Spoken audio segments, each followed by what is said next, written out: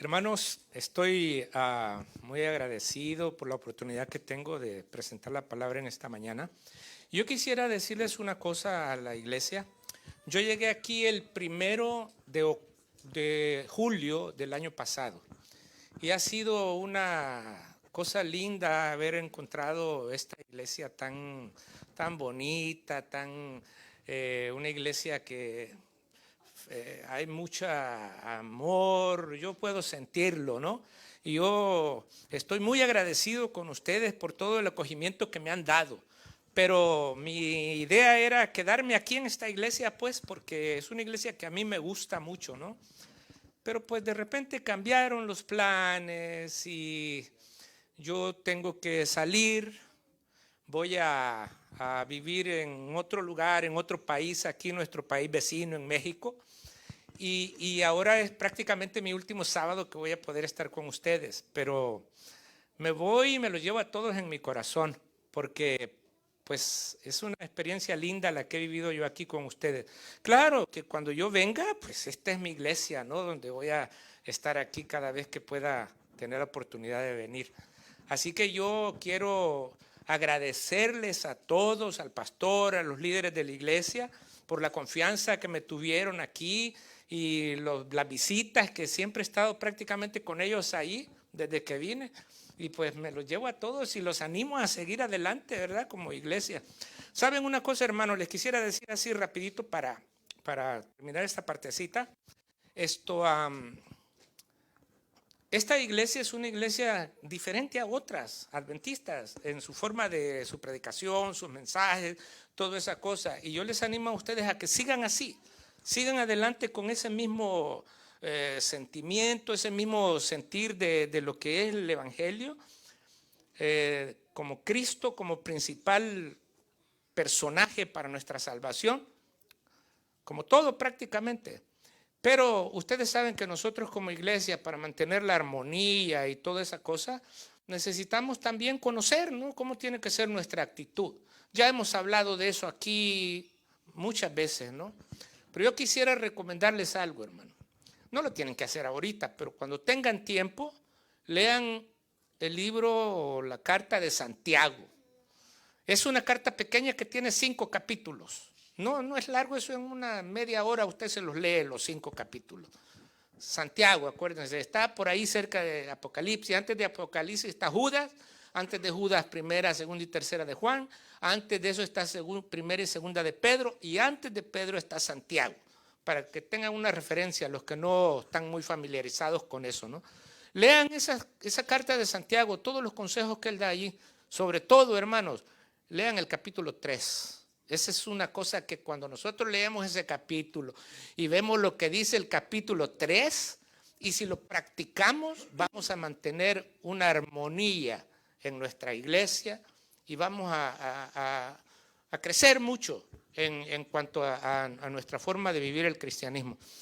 Entonces, hermanos, les estoy muy agradecidos por el tiempo que compartimos juntos. Gracias a todos en general.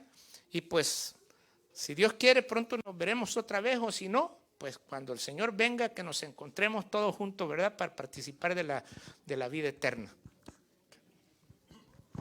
Le voy a pedir a los ancianos y al pastor que pasen. Vamos a hacer una oración por nuestro hermano Miguel. Yo quisiera invitar de alguien de la congregación que también quiera. Lo que la iglesia ha hecho a través de los años es cuando alguien va a viajar, la iglesia pide una bendición de Dios para que le acompañe a donde quiera que vaya y siga llevando el evangelio. Así que si alguien más quiere unirse en este momento, sería que pase aquí para que lo rodeemos, pongamos nuestras manos como un símbolo de que lo encomendamos en las manos de Dios. ¿Alguien más que quiera hacerlo en este momento? Puede pasar aquí con nosotros para orar por él, para que él allá en México pueda hacer un buen ministerio cuando esté allá. Si usted quiere pasar, hermana Sonia. Si alguien más quiere pasar, este es el momento, hermanos. Algunos de los dirigentes tal vez quieran pasar. Vamos a rodearlos. Si te pones aquí un poquito cerca, vamos hacia alrededor, vamos a ponerle las manos en símbolo. Acérquese. ¿Alguien más de la congregación que quisiera venir a encomendarlo en las manos de Dios? este es el momento. Ponle las manos. Ponle las manos encima.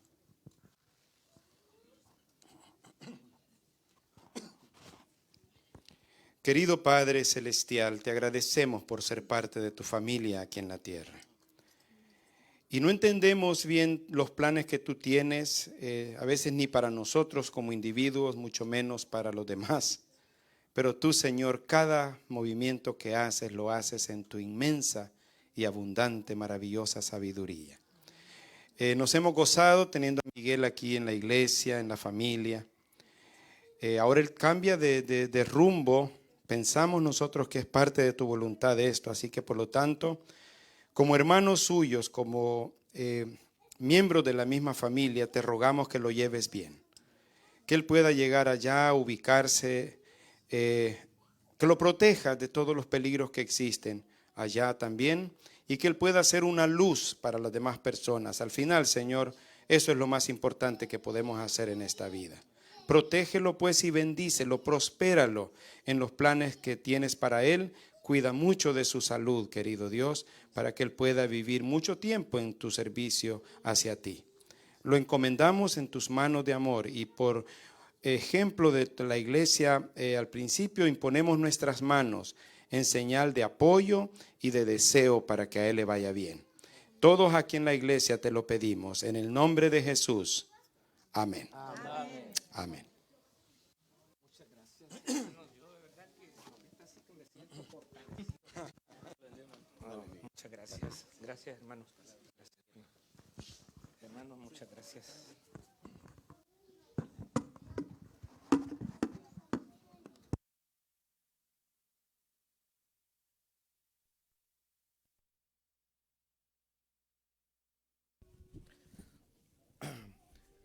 Hermanos, después de esto, ahora sí vamos a abrir nuestra Biblia.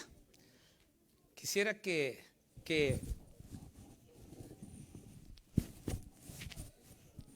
está todo chueco. Bueno, hermanos, vamos a abrir nuestras Biblias en Génesis, en el capítulo 12. Vamos a abrir nuestra Biblia, Génesis capítulo 12.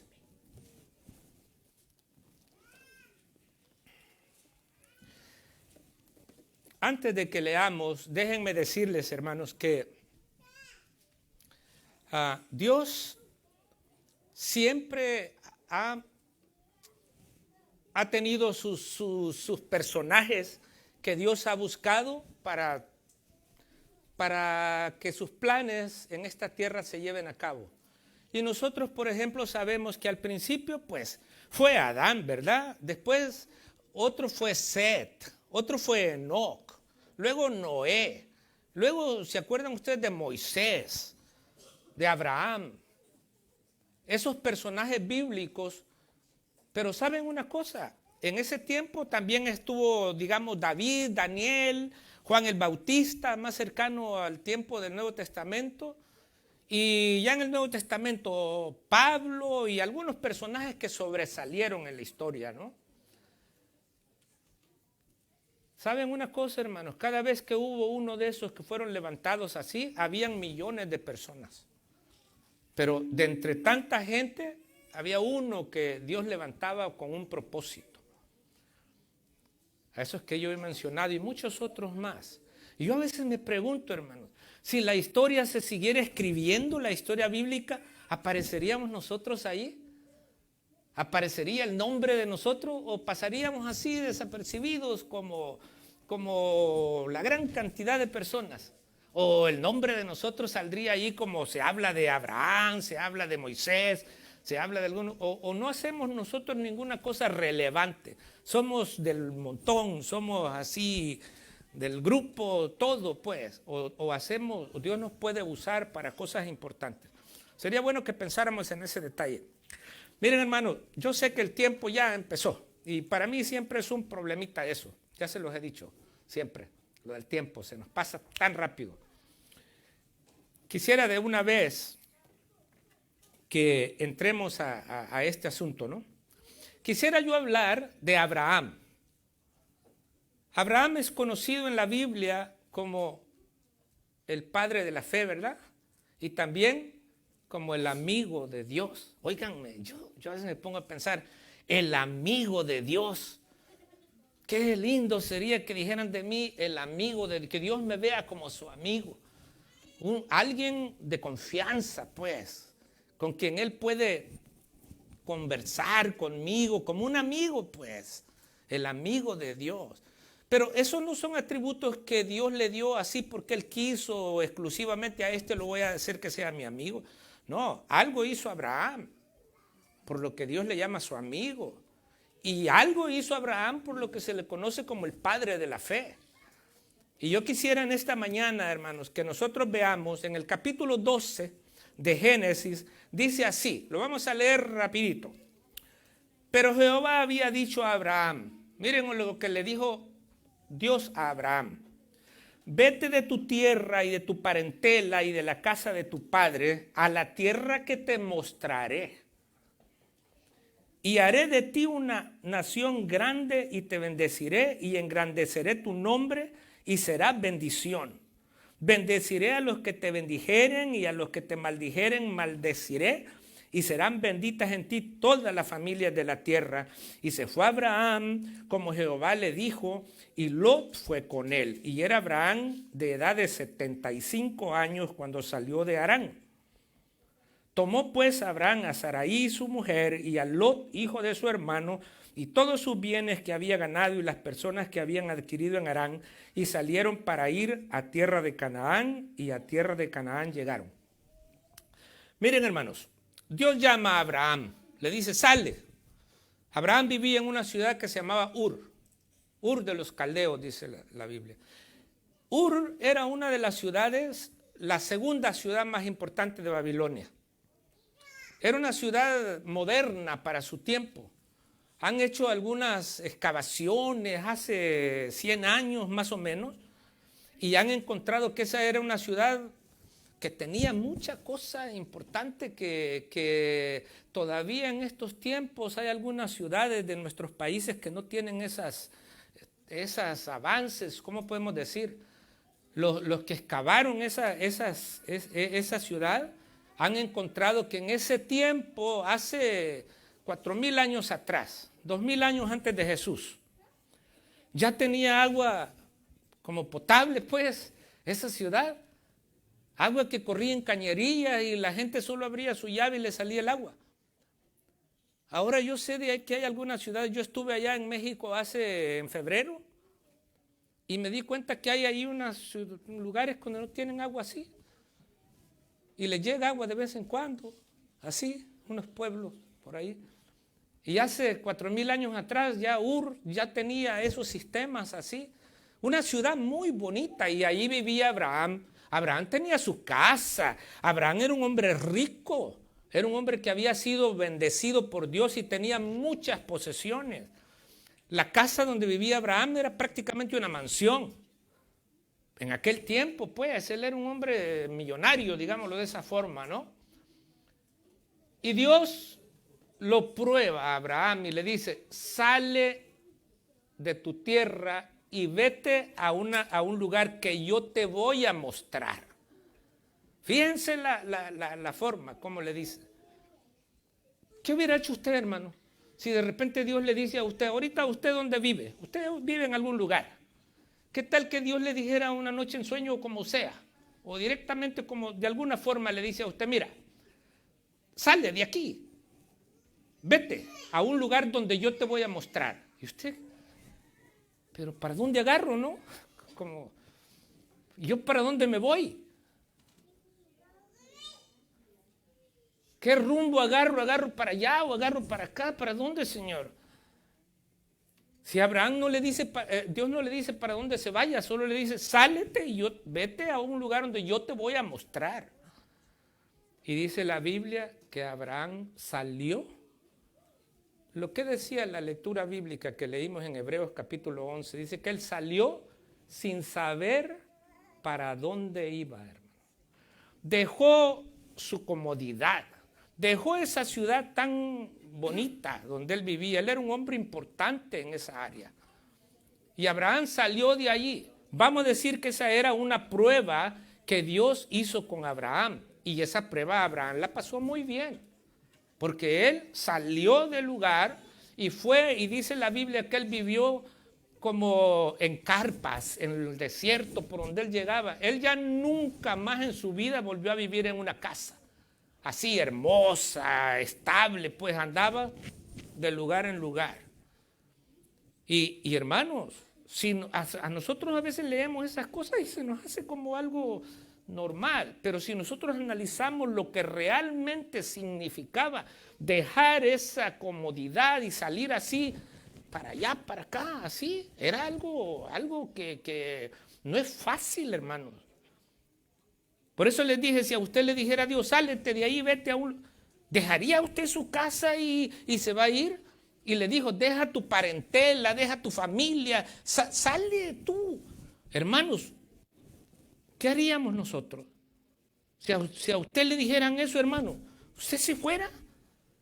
Así, sin saber para dónde va y Dios me va a indicar.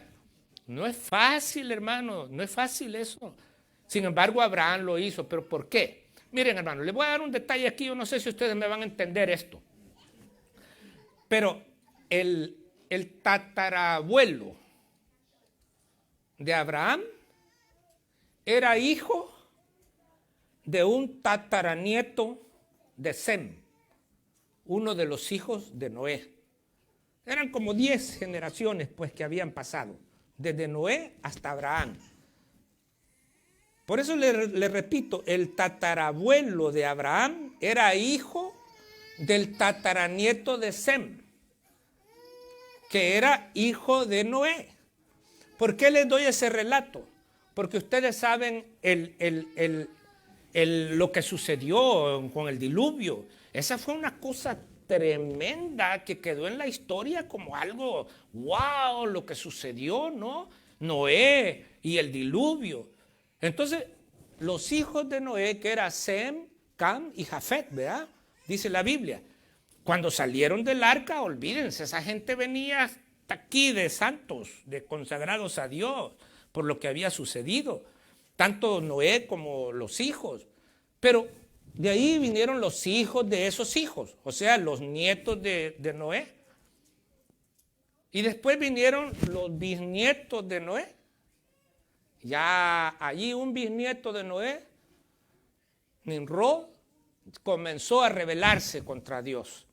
Y dice la Biblia que él fue el primero que comenzó a construir ciudades como Babilonia y otras ciudades allí que él las comenzó. Se rebeló contra Dios y de ahí empezó a degenerarse la santidad que traían estos que habían salido del diluvio. En los tiempos de Abraham, ya les dije que era él de Noé, porque yo le preguntaba al pastor, oye, después de tataranieto, ¿qué sigue? Y no sé, o sea, como que ya uno no sabe, ¿no? Para saber exactamente qué era Abraham de Noé. Pero eran como 10 generaciones que habían pasado. Ya para ese tiempo, hermano, el mundo se había vuelto a degenerar. Allí en Babilonia, hermanos, era la Meca, era el centro de la adoración a ídolos y toda esa cosa. Y allí vivía Abraham, en Babilonia. Pero a pesar de todo, Abraham se mantenía fiel a Dios.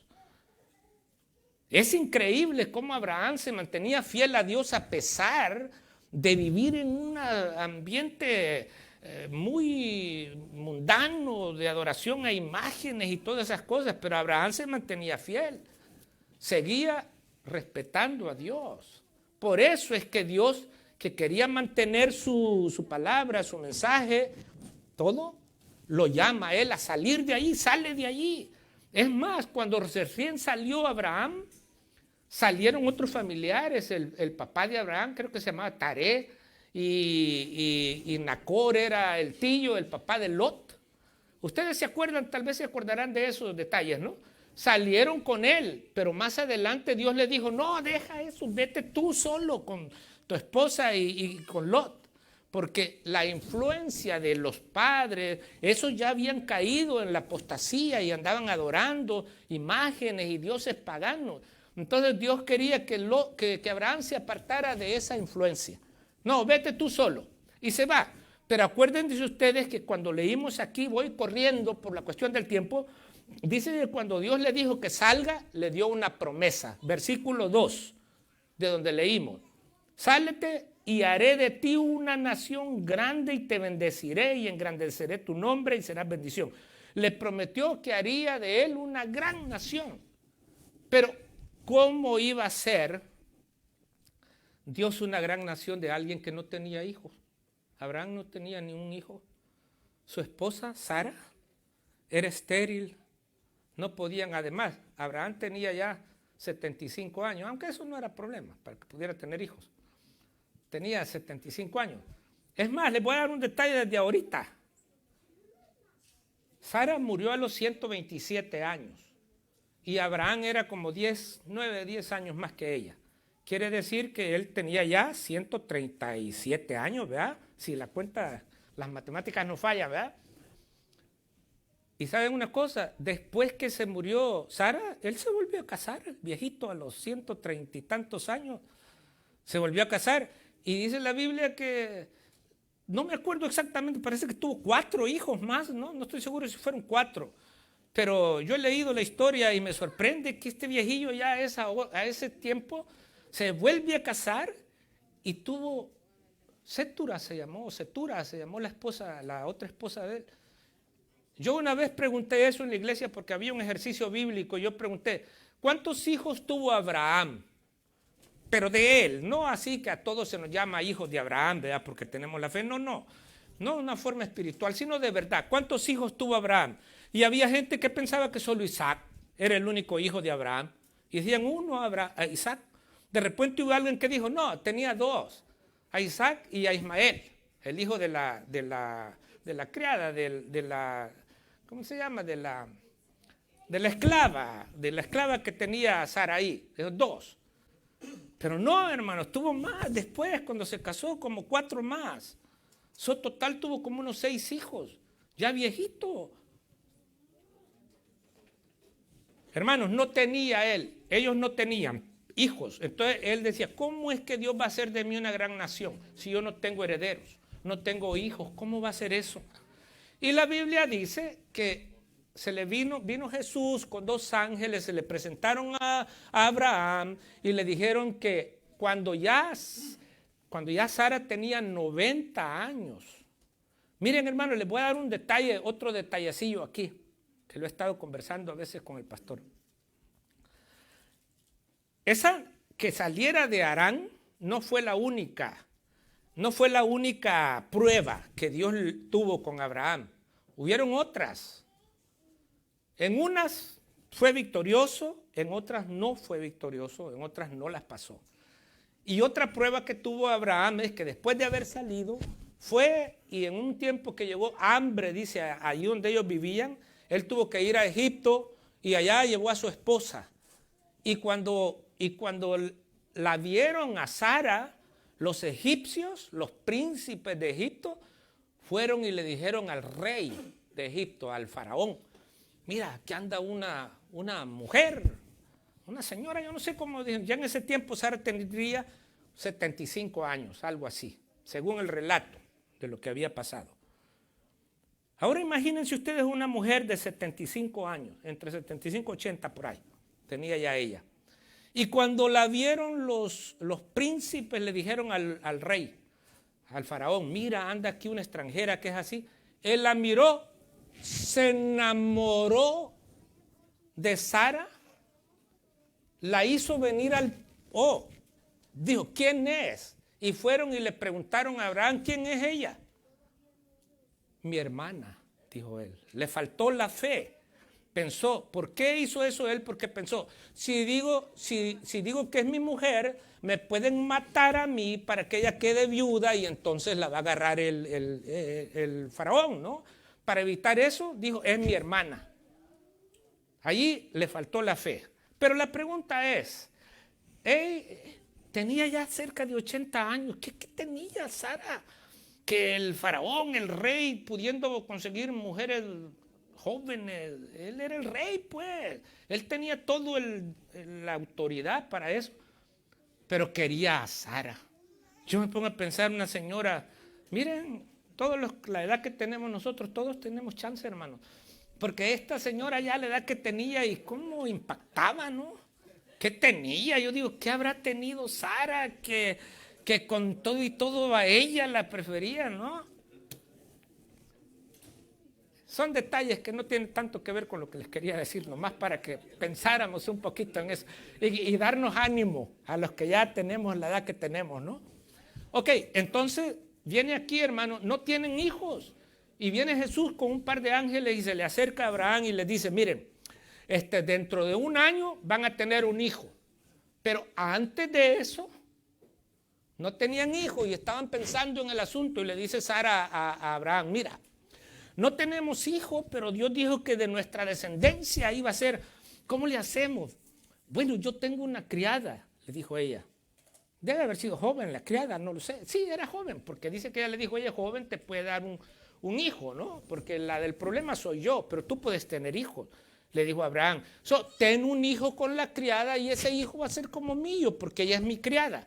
Y la idea no le pareció mal al viejo, ¿verdad? Dijo, pues sí, está bien, ¿no? Así que falló en eso también Abraham. O sea que las pruebas que Dios le dio en algunas pasó, en otras no las pasó. Tuvo un hijo con la criada.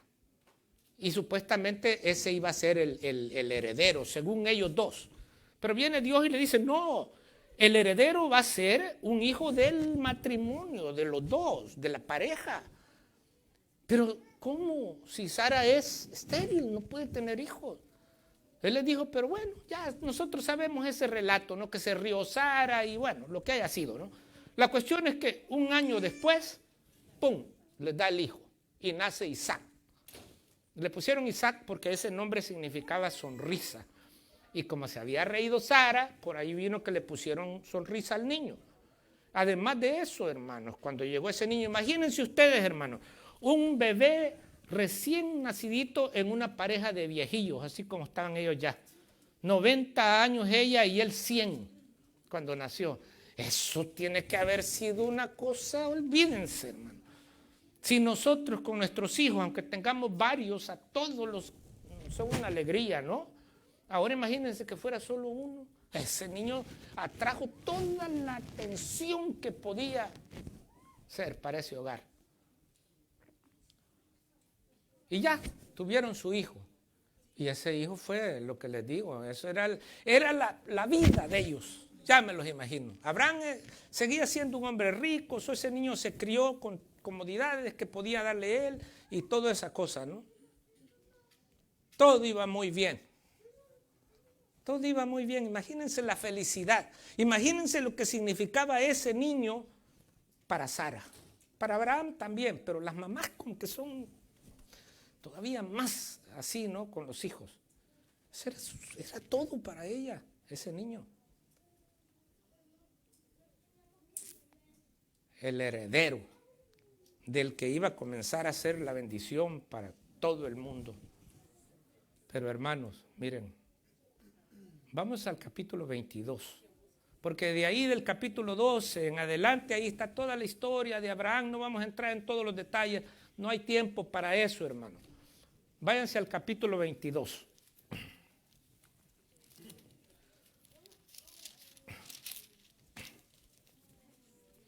Ya les dije, hermanos, que no es necesario que yo lo diga. Podemos nosotros imaginarnos lo que significaba ese niño para Abraham y para Sara. Isaac. Y vean lo que dice en el capítulo 22, hermanos, comenzando. Aconteció después de estas cosas que probó Dios a Abraham. Aquí dice que Dios lo probó. Era una prueba que Dios le estaba haciendo a Abraham. Y le dijo, Abraham, y él respondió, heme aquí. Déjenme decir una cosa, hermano. La vida del cristiano es una vida de constantes pruebas. Dios nos prueba, hermanos. Y Dios probó a Abraham porque Dios tenía algo para Abraham y quería que Abraham se diera cuenta. No es que Dios no sabía, Dios sabe todo. Pero Dios quería que Abraham se diera cuenta hasta dónde estaba él en la confianza a Dios, en su fe con Dios. Además de eso, él quería que nosotros en este tiempo veamos a Abraham como un ejemplo. Porque Abraham, con esos fallos que tuvo, demostró que era un hombre como nosotros, normal. Él no era un superhombre, él era un hombre como nosotros. Falló, tuvo aciertos, falló como nosotros podemos pasar. Pero por eso Dios quería probarlo, para que Abraham se diera cuenta cómo estaba y que nosotros también aprendamos de él. Y vean ustedes cuál fue la prueba. Aconteció después de estas cosas que probó Dios a Abraham y le dijo: Abraham, y él respondió: heme aquí. Y le dijo Dios: toma ahora tu hijo, tu único, Isaac, a quien amas, y vete a tierra de Moriah y ofrécelo allí en holocausto sobre uno de los montes que yo te diré. Oh, hermanos, miren, hermanos, cuando yo leí esta historia, la primera vez, por así decirlo, yo me quedé sorprendido y me puse a pensar: Señor, por favor, nunca me vayas a probar a mí de esa manera. Porque miren, hermanos, Isaac era todo para esa pareja, y ahora Dios le dice eso: llévalo y sacrifícamelo en un holocausto. ¿Ustedes saben lo que era un holocausto? ¿Un holocausto cómo era? No era solamente que tenía que matar al muchachillo, sino que lo tenía que quemar como que hacían algo allí de piedra, lo ponían allí al animal que mataban, lo mataban y luego le prendían fuego y se empezaba a consumir. Y ahora Abraham tenía que llevar a su hijo, degollarlo en ese lugar, prenderle fuego a esa cosa y estar allí mirando cómo su hijo comenzaba a consumirse por el fuego hasta que quedara ceniza. ¿Se imaginan lo que era esa prueba, hermanos? Por eso yo le digo que yo le decía al Señor: nunca me vayas a probar de una manera ni siquiera parecida a eso, porque no sé. Y mire lo que sigue diciendo aquí, versículo 3. Y Abraham se levantó muy de mañana y enalbardó su asno y tomó consigo 2 siervos suyos y a Isaac su hijo, cortó la leña para el holocausto y se levantó y fue al lugar que Dios le dijo. Al tercer día, estaba lejos el lugar, caminaron 3 días. Al tercer día alzó Abraham sus ojos y vio el lugar de lejos. Entonces dijo Abraham a sus siervos: esperad aquí con el asno, y yo y el muchacho iremos allá, hasta allá, y adoraremos y volveremos a vosotros. Y tomó Abraham la leña del holocausto y la puso sobre Isaac su hijo, y él tomó en su mano el fuego y el cuchillo, y fueron ambos juntos. Entonces habló Isaac a Abraham su padre y dijo: Padre mío. Y él respondió: heme aquí, mi hijo. Y el hijo pues le dijo: he aquí el fuego y la leña, mas ¿dónde está el cordero para el holocausto? Y respondió Abraham: Dios se proveerá de cordero para el holocausto, hijo mío. E iban juntos. Y cuando llegaron al lugar que Dios le había dicho, edificó allí Abraham un altar y compuso la leña y ató a Isaac, su hijo, y lo puso en el altar sobre la leña, y extendió a Abraham su mano y tomó el cuchillo para degollar a su hijo. Entonces el ángel de Jehová le dio voces desde el cielo y dijo: Abraham, Abraham. Y él respondió: heme aquí. Y dijo: no extiendas tu mano sobre el muchacho ni le hagas nada, porque ya conozco que temes a Dios, por cuanto no me rehusaste tu hijo, tu único. Hermano, y aquí no crean ustedes que Abraham estaba: voy a simular como que lo voy a matar. Si hubiera hecho así, Dios, que conoce todo, sabría que él estaba fingiendo que lo iba a matar. Cuando Abraham agarró el cuchillo y lo levantó, no andaba jugando, hermano. Él lo iba a hacer. Por eso es que el ángel le habló desde el cielo y le dijo, no lo hagas, porque vieron que él iba en serio. Él lo iba a hacer, hermano. Ahora, hermanos, tiempo ya se nos fue y apenas vamos entrando en esto, pero bueno, miren, hermano, yo me pongo a pensar, la noche cuando estaba Abraham ahí acostado y en un sueño, como haya sido, oyó que le dijo Dios, levántate, agarra a tu hijo que amas, llévalo y lo sacrifícalo en un holocausto. Yo me imagino a Abraham, la Biblia no dice lo que sintió Abraham, pero es que eso no es necesario, hermano. Basta con que nosotros tengamos hijos. Sabemos cómo se debe haber sentido Abraham. Imagínense ustedes a Abraham levantarse, Señor, ¿qué me estás pidiendo? ¿Cómo eso? Y yo me imagino a Abraham levantándose. Ahora, ¿cómo sabía Abraham que era la voz de Dios que le había hablado? Yo un día oí que por ahí dijeron que una señora se levantó en la noche con un cuchillo y mató a sus 3 hijos que tenía. Y cuando la confrontaron, ¿por qué hizo eso? Ella dijo, es que yo oí una voz que me dijo que hiciera eso. Y es que señora más tonta, ¿eh? ¿Cómo va a creer que Dios le va a decir algo que vaya a matar a sus hijos? Pensé yo, ¿no? Ahora yo digo, Abraham oyó la voz de Dios. ¿Cómo supo Abraham que era Dios el que le estaba hablando, que le estaba diciendo que hiciera algo como eso? ¿Cómo supo Abraham? ¿Saben por qué, hermano? Porque no era la primera vez que Abraham oía la voz de Dios. Abraham estaba acostumbrado a escuchar la voz de Dios y él sabía que esa voz que oyó era la de Dios. Pero yo me imagino a Abraham levantándose esa noche en la madrugada, a la hora que haya sido, ¿no? Que tuvo eso. Y yo imagino que salió Abraham de la tienda donde él estaba con Sara y posiblemente en una tiendita al lado dormía Isaac. Salió Abraham, Señor, ¿cómo eso? Explícame, dame algo, dame una certeza que tú me estás diciendo que haga eso. Es que no puede ser, ¿cómo me estás pidiendo que te entregue a mi hijo en un holocausto? Si tú me dijiste que de mi descendencia, ¿cómo pues? Y entonces, ¿cómo si me lo vas a quitar? ¿Cómo me vas a dar descendencia por medio de él? No puede ser, Señor, haz algo. Me imagino que salió Abraham a ver al cielo y vio las estrellas, como le había dicho él, cuenta las estrellas, así como las estrellas del cielo, así va a ser tu descendencia. Pero ¿cómo si me vas a quitar a mi hijo? ¿Cómo puede ser esto, no? Me imagino que entró a la tienda de Isaac y lo miró dormido al muchacho. ¿Saben qué edad tenía más o menos Isaac en ese tiempo, según los relatos? Unos 17, 18 años. Ya era un muchacho. Dice que él ya había entrado en la edad de la virilidad. Era un muchacho de unos 18 años, digámoslo así. Entonces, yo me lo imagino a Isaac, un muchacho desarrollado, bien hermoso, y eso, dormido ahí debe haber entrado Abraham viendo a su hijo y pensar, ¿cómo puede ser esto? ¿Cómo puedo cortarle la garganta a mi hijo? Era algo terrible. Y luego ahora el otro problema. ¿Y Sara? Cuando se dé cuenta Sara, le voy a ir a decir a Sara, le voy a contar, le voy a decir, mira, el Señor me dijo esto, tengo que obedecerle a Dios. Pero pensó, si le digo, sí, ese muchacho era todo ahí, sobre todo para Sara.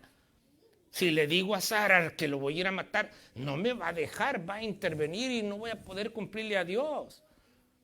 Mejor no le digo nada, que se quede dormidita allí, ¿no? Y yo me imagino, hermanos, al otro día, bien de mañana, debe haber llegado Abraham.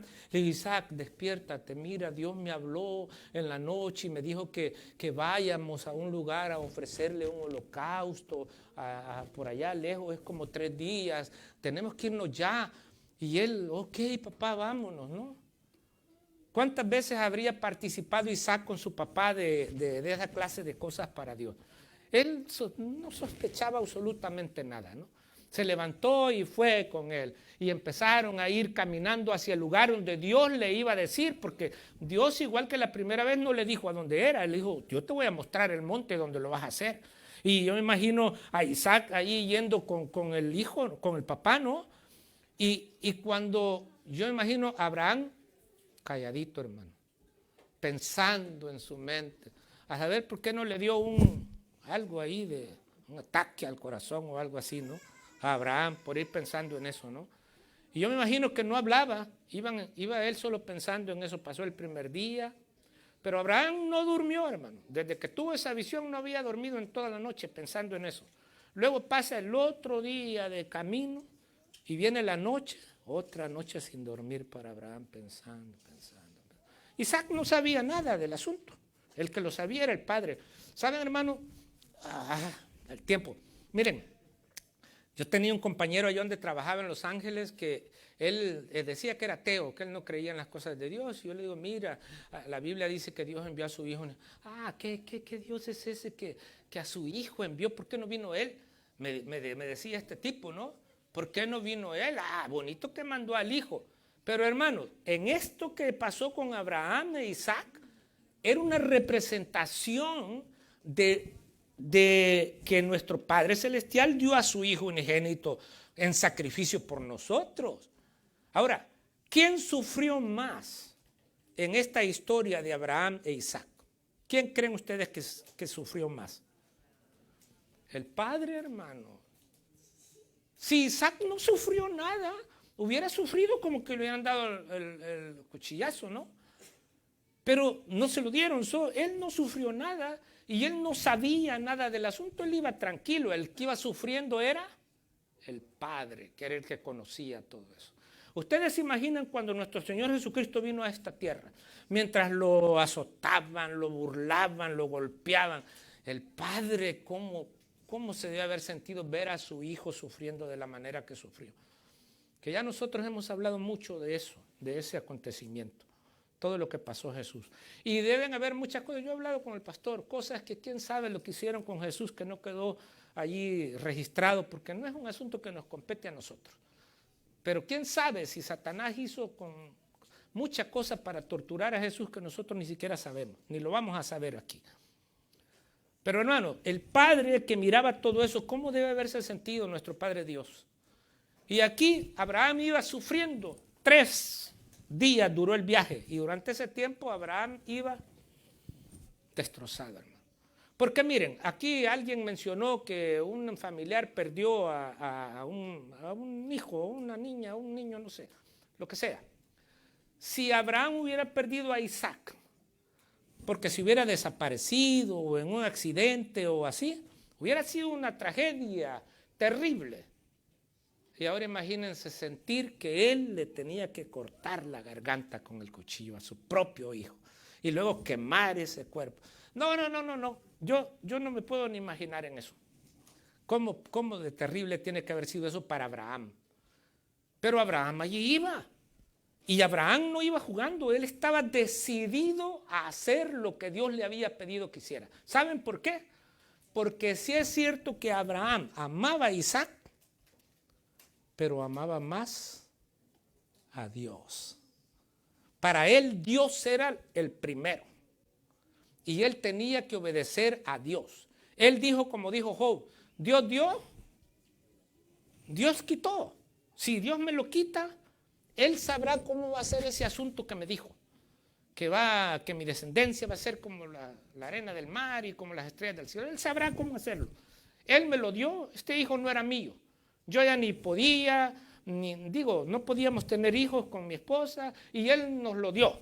Entonces, es como pertenencia de Él y ahora Él me lo reclama, pues yo se lo voy a dar.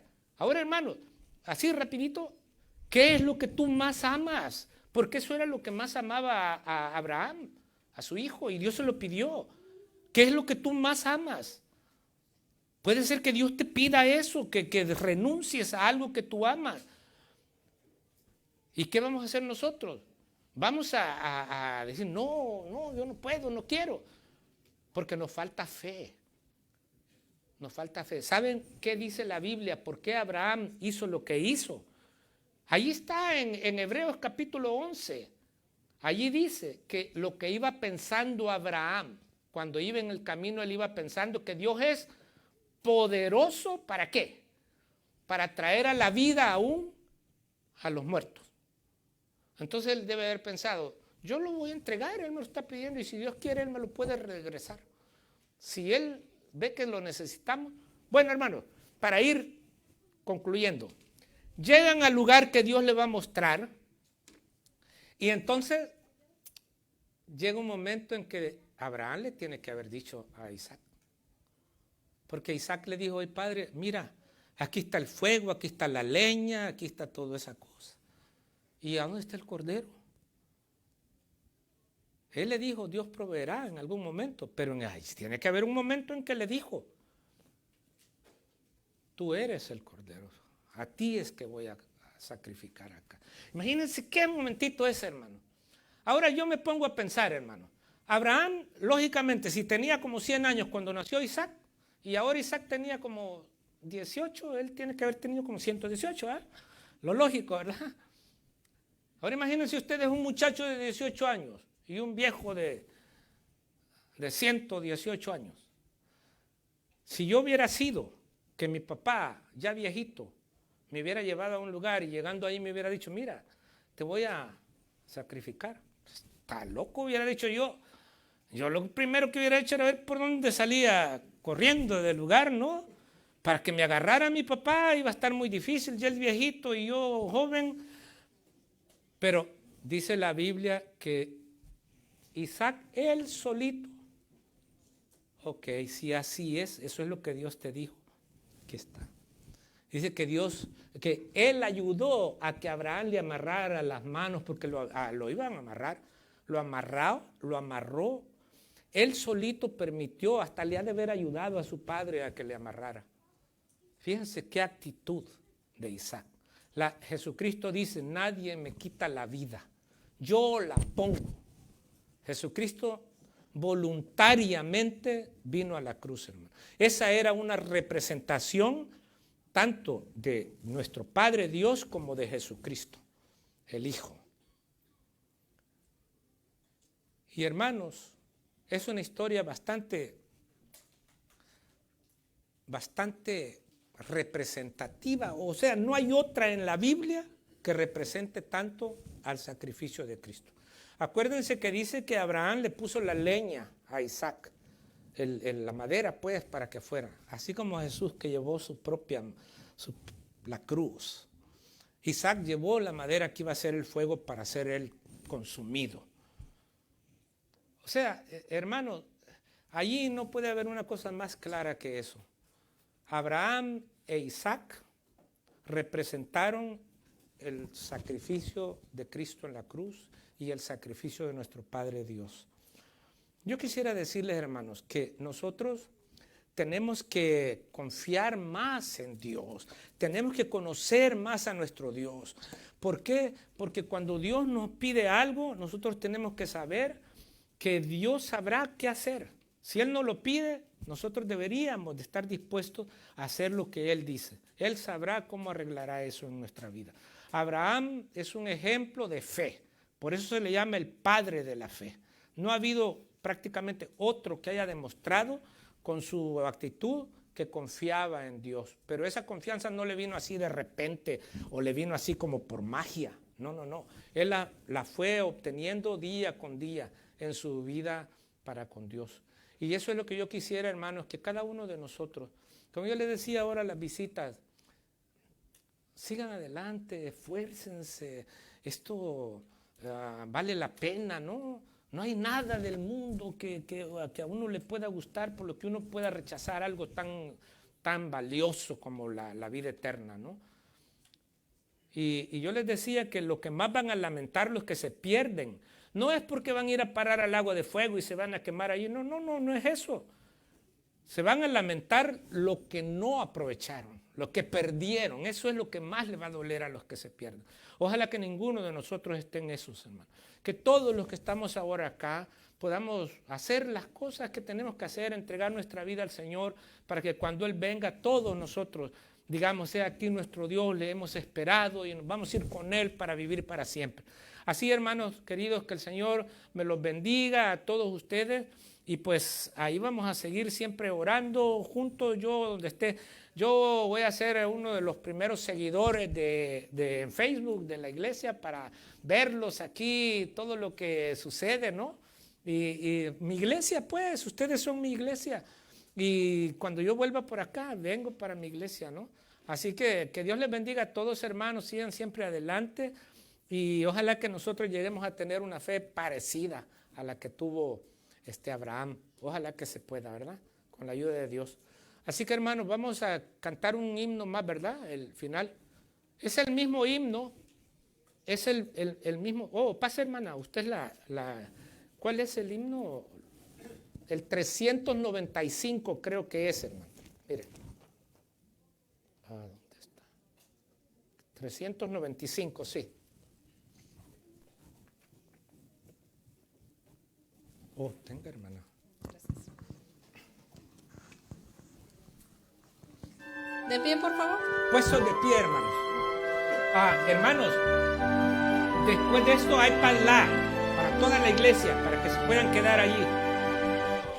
Oh, cuán dulce es fiar en Cristo y entregarle todo a Él, esperar en sus promesas y en sus sendas serle fiel.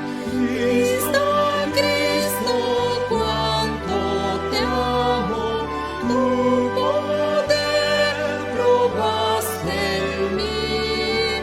Cristo, Cristo, puro y santo, siempre quiero fiar en ti. Es muy dulce fiar en Cristo y cumplir su voluntad, sin dudar de su palabra, siempre andando en la verdad. Cristo, Cristo, cuánto te amo, tu poder probaste en mí. Cristo, Cristo, puro y santo, siempre quiero fiar en ti. Siempre quiero fiar en Cristo, mi precioso Salvador, que en la vida y en la muerte me sostiene con su amor. Cristo, Cristo, cuánto te amo, tu poder probaste en mí. Cristo, Cristo, puro y santo, siempre quiero fiar en ti.